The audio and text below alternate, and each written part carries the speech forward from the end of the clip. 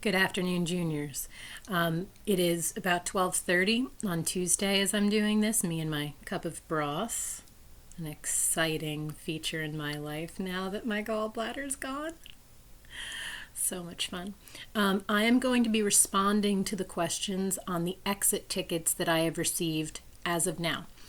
So it's 12:30 on Tuesday. Like I said, if you haven't yet responded to the exit ticket, then I won't be addressing your question here. So if you need to, just make sure you email it to me directly so that I can get the information back out to you. I'm just going to kind of read through them on the screen. So these are about creative writing and dystopian narrative. A lot of you seem to be expressing some excitement for creative writing. That's what I was hoping for. End of the year, something kind of open. You know, you can do creative writing well in many different ways. Some of you are expressing that you start out fine, but then you stall. But that's what I'm here for. So don't be afraid to email me, to send me messages, to use Remind, some way to get my attention. The problem with e-learning is that there's kind of so many different places to look. Not all of them alert me that you've submitted something or that you've submitted a comment. So please be the one to email me and say, I left a message for you here, or I have this question. I'm more than happy to answer them, to read over your drafts, etc.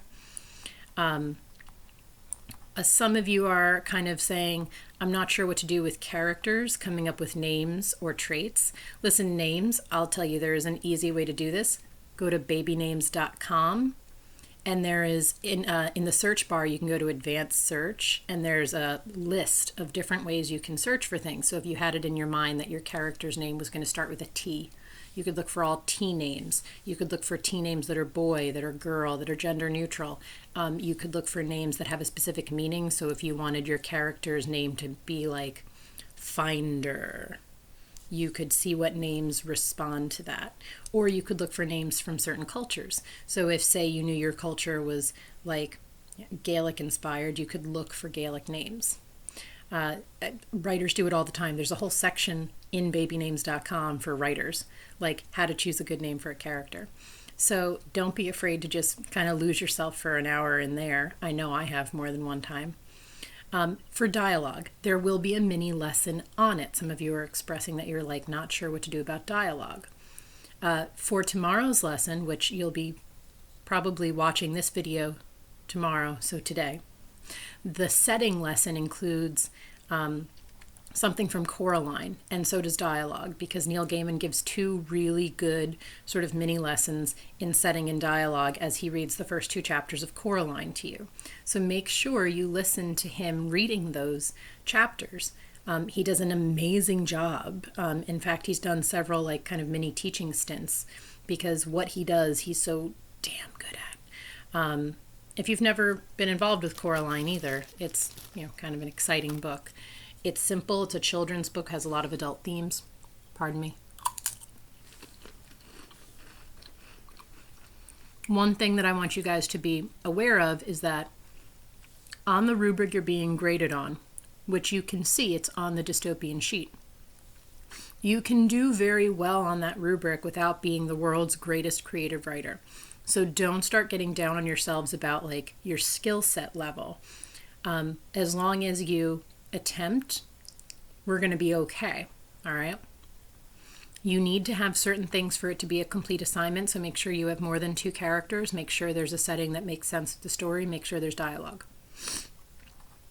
In terms of other questions that I'm seeing as I go down this, some of you are saying that you struggle with getting the story developed. Like how can we develop stories? I will, if you want, post a couple of ways that you can think about your story in terms of like guiding stones for how to develop the narrative. And then if you want more specific ones for your individual story, just ask. It's really not, you're not asking anything that's weird or strange. You can have as much structure and as much assistance as you require. A lot of you are saying that you're pretty happy with it, so that makes me pretty happy with it. Some of you have asked about grammar errors. Wait to freak out about your grammar until the end. Get the story out before you start worrying about how perfect your grammar is. I certainly don't. worry about that until the end. Sometimes I reread something that I've written months ago, right? And maybe that I've been tinkering with for a few months. So like I've been adding to it and adding to it and adding to it. And you do that for enough days. Suddenly you have like 70, 80 pages of something. And then I'm rereading it. And in my head, what I was rereading was done.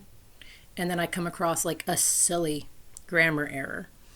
So it's really natural for that to happen to you. Don't let that be the thing that stops you from doing the writing. One of you said, and this makes me giggle, I'm a bit unsure if we have to keep it PG-13. Don't do anything I have to write a report on. Like I don't want you having something so extreme that it creates concern. However, dystopian narratives are in dark worlds. I expect that there could be violence. I expect that maybe sometimes language slips here and there. Don't go overboard. This is still a school assignment, but consider yourself on a long leash because I want you to feel that you have the ability to do what you need to do in the world you create. Like if you're in Mad Max Fury Road, it's just really hard for Mad Max Fury Road to keep it entirely PG-13. You know what I'm saying? Some of you said you didn't understand some of my references in terms of like what is dystopia. So a dystopia, it doesn't have to be science fiction per se. It can be regular fiction. One of you asked if it's like Maze Runner or Epic or Ready Player One. Yes, yes, yes, all of those. A dystopia is merely this imperfect world where the imperfections are sort of becoming like heavy boundaries on the characters, and usually there's an element of a character breaking out of this. One of you asked what I thought was an exceptionally perceptive question, which was, does it have to be a story of a world coming out of a dystopia? Like, hey, we've discovered that this is a dystopia and we're breaking out of it. Or can it be a world sinking into a dystopia? Yes, it can. Margaret Atwood just brought out a book called The Testimony, which is a prequel to her other book. Her other book is Handmaid's Tale, and in Handmaid's Tale, you're in the dystopia and you see these women fighting against being in the dystopia.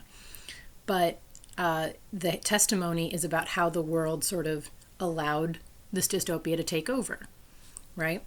Enough people bought into it that it worked. Some of you are asking about recommendations for like a theme. Especially with government. So the person in specific who said, are there recommendations for a general theme of government? I'm thinking of a dystopia ruled by a megacorporation. I'm just wondering, what should a puppet government spread as propaganda? Really anything goes. So it depends on the corporation. If you're thinking like Resident Evil, like Umbrella Corporation is a science corporation doing bioengineering. So their propaganda is all based on like, there is no sickness, that's not us, this is nothing that we came up with, look the other way. It depends on the corporation. So if your corporation was a beauty corporation, if your corporation was a food corporation, what would they need people to do in order to continue making money off of them?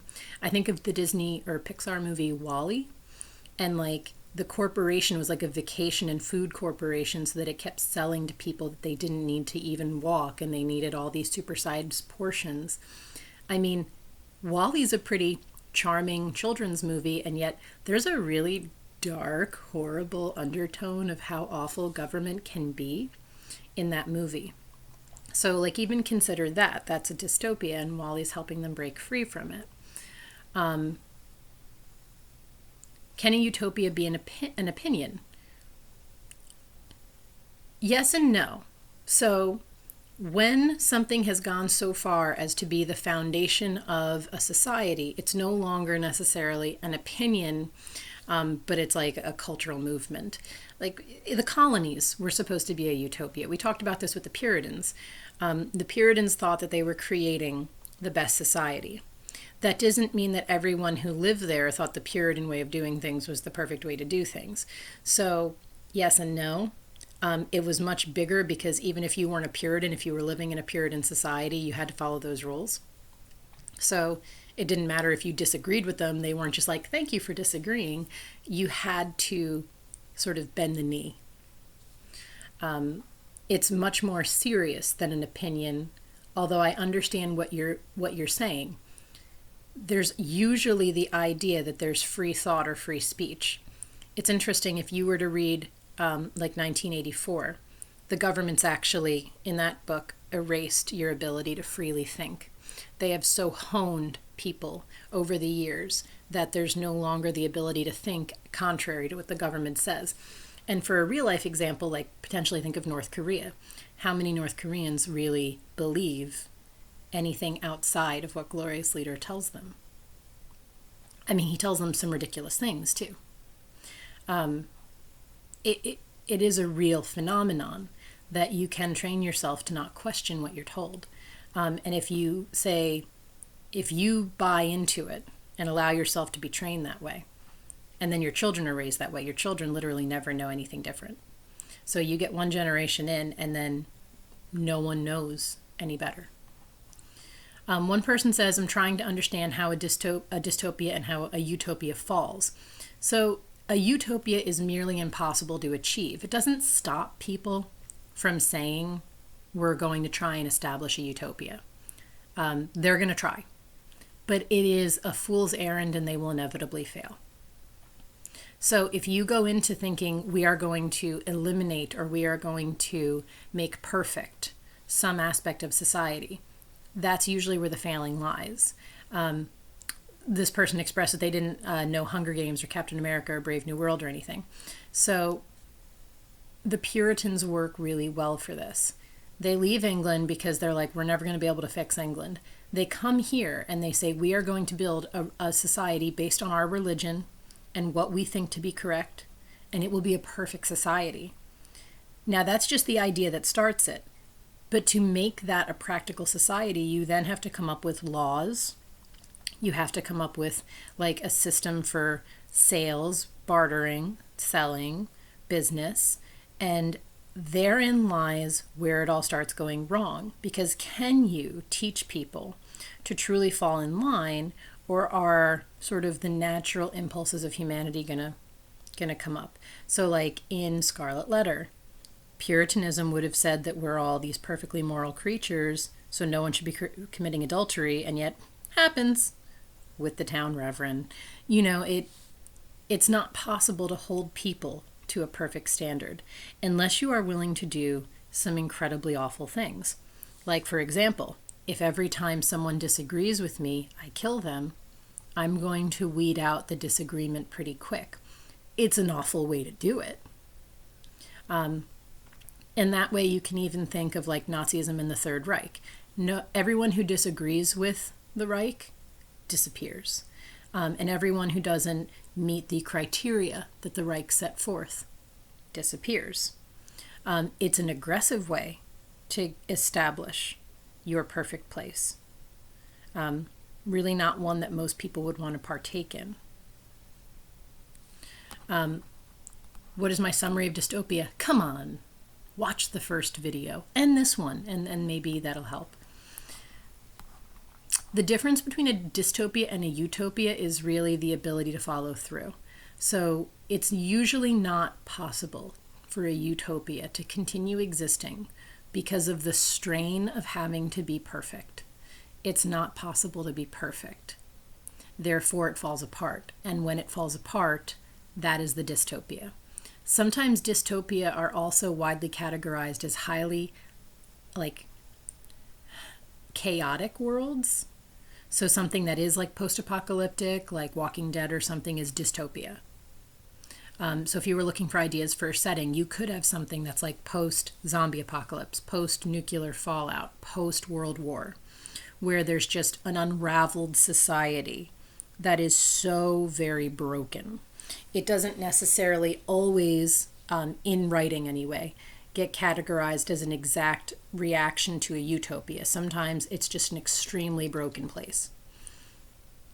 Do you need to emphasize government power? You don't need to emphasize it as a main point, but I would think that in some way it'll sneak in there. Even think of something like a zombie outbreak. So say we wake up and the zombies have risen, right? You're going to wonder where your army is. Right? That's going to be a question you have. Where was the army in helping us fight off the dead? Say the government withholds the federal army, the branches of the military, stating that these are state problems. Well, after the states either fail or succeed in dealing with them, and I'm going to say some states will probably do better than others, then the government may decide it needs to step in and save the remaining states, or help bolster the remaining states, or salvage whatever can be salvaged from the defeated states. You are inevitably commenting on that government by whether or not they allowed the army to step in at that initial section or not. So it's not like your focus in your head's like, I'm going to talk about government. You might be talking about zombies. But the government plays a part nonetheless, an important part too. It's nothing like overbearing, but it usually rears its head. That's just the nature of the game with dystopia, simply because a society tends to be controlled by government, and dystopian society is like the kind of thing that you're going to be writing about. It's the societal structure. So you don't have to go crazy on it, but I'd find it odd if it never came up at all. Not like so odd that you'd fail in some way, but I would find it odd. I think you'll accidentally stumble on government if you're doing this the right way. Some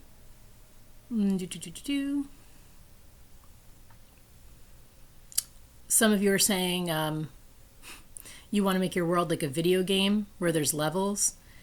That would be awesome. Yes, 100%. There are many dystopian video games. I'm thinking worlds like Fallout. I'm thinking Resident Evil.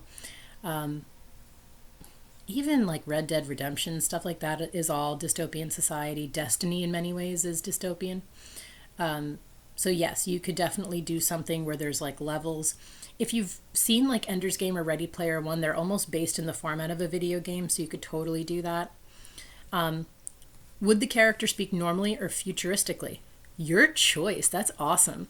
There are some books, and I haven't assigned them to you because sometimes you guys don't like reading them independently.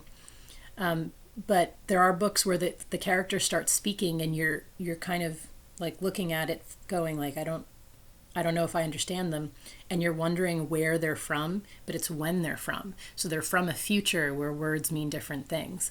How much dialogue should you include? Dialogue is defined by an exchange one way and then back. So, out and back in. Two people talking. Dialogue. If there's one person, it's a monologue. So you need at least two people talking. I will leave it at that. I need to see the presence of dialogue, and it should be appropriate. For some of you, it might be longer, and for some of you, it might be shorter.